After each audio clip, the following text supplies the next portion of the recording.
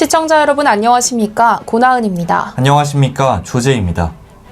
다가올 총선에서 공천 배제되며 더불어민주당과 갈등을 빚은 임종석 전 청와대 비서실장이 총선 승리를 위한 결속을 촉구했습니다. 임 전 실장은 서울 중성동갑 공천 배제 결정을 수용하겠다며 총선 승리를 위해 이재명 대표를 중심으로 뭉쳐야 한다고 주장했습니다.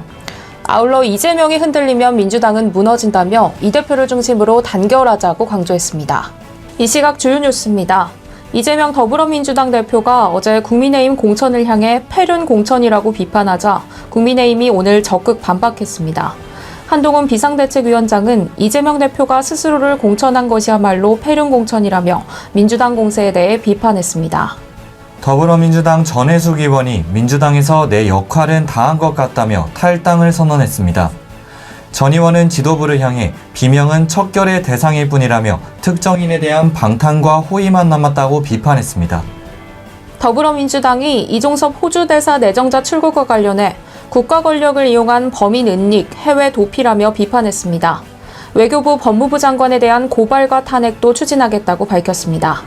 더불어민주당 공천 내용 과정에서 최고위원직 사퇴 의사를 밝힌 고민정 의원이 사의를 밝힌 지 13일 만에 최고위에 복귀했습니다.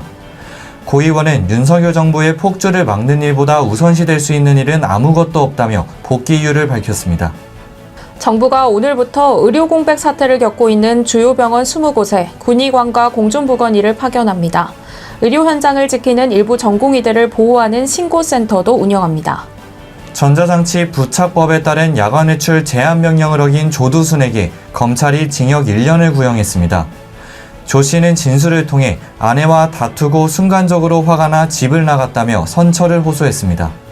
3월 초순 수출액이 135억 4천만 달러로 작년 같은 기간보다 13.4% 감소했습니다. 무역 수지도 13억 달러 가까이 적자를 기록했습니다. 국내 여자 프로배구 선수로 활동했던 30대가 모텔에서 숨진 채 발견됐습니다. 경찰은 외부 침입 흔적이 없는 점을 미루어 강력범죄 가능성은 낮은 것으로 파악하고 있습니다. 다듬어지지 않은 원석이 빛나는 보석이 되기까지는 꽤 오랜 시간이 필요하죠.